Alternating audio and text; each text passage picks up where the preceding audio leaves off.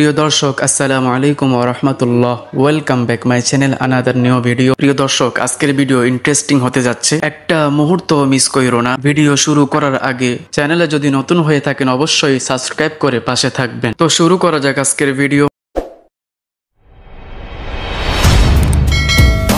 আগে আল্লাহর এক মহান নবীকে পাঠিয়েছিলেন নাইয়া নামক এক শহরে। নবীর নাম ছিল ইউনুস আলাইহিস সালাতু ওয়াস সালাম। তিনি ছিলেন সৎ, ন্যায়পরায়ণ এবং মানুষের হেদায়েতের জন্য। কিন্তু সেই শহরের মানুষ ছিল অবিশ্বাসী। তারা ইউনুস আলাইহিস সালাতু ওয়াস সালামের কথায় কান দিত না, বরং উপহাস করত। বছরের পর বছর তিনি ধৈর্য ধরে দাওয়াত দিতে থাকলেন, কিন্তু কোনো ফল মিলল না। একসময় নবী ইউনুস আলাইহিস সালাতু ওয়াস সালামের দুঃখে, হতাশায় এবং রাগে শহর ছেড়ে চলে যান। তিনি ভাবলেন এরা আর কখনো সোজা হবে না, কিন্তু আল্লাহর আদেশ না নিয়ে চলে যাওয়া নবীর জন্য ঠিক ছিল না। তিনি একটি জাহাজে উঠলেন। জাহাজ চলতে শুরু করলো, কিন্তু হঠাৎ শুরু হলো ভয়ঙ্কর ঝড়। তুফানে জাহাজ ডুবে যাওয়ার উপক্রম। জাহাজের লোকেরা বলছে, কার কারণে এই বিপদ? তারা বলল, এই ঝড় আমাদের কারো গুনাহের কারণে এসেছে। তখন লটারির মাধ্যমে সিদ্ধান্ত নেওয়া হলো। 3 বার লটারি হলো, প্রতিবারই উঠলো ইউনুস আলাইহিস সালাতু ওয়াস সালামের নাম। ইউনুস আলাইহিস সালাতু ওয়াস সালাম বুঝলেন এটা আল্লাহর পক্ষ থেকে এক ইশারা। তিনি নিজে নিজে ঝাঁপ দিলেন সমুদ্রের মাঝে। আল্লাহর আদেশে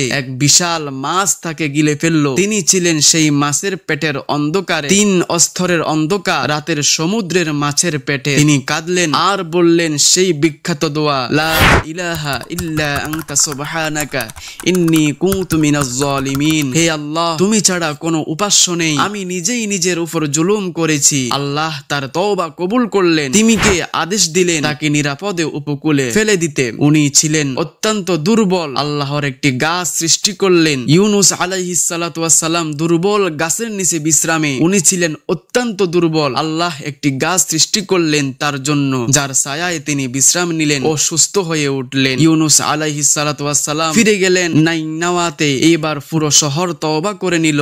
আল্লাহ তাদের ক্ষমা করলেন। এটাই ইতিহাসের একমাত্র জাতি যারা একসাথে হেদায়েত পেয়েছিল। নবী ইউনুস আলাইহিস সালাতু ওয়াস সালাম আমাদেরকে শিখিয়ে গিয়েছেন, কখনো হতাশ হওয়া যাবে না, কখনো আল্লাহর আদেশ অমান্য করা যাবে না। আর যদি আমরা ভুল করে ফেলি তাহলে সেই দোয়াটি পড়বেন, আল্লাহ সবকিছু মাফ করে দিতে পারেন। সুবহানাল্লাহ।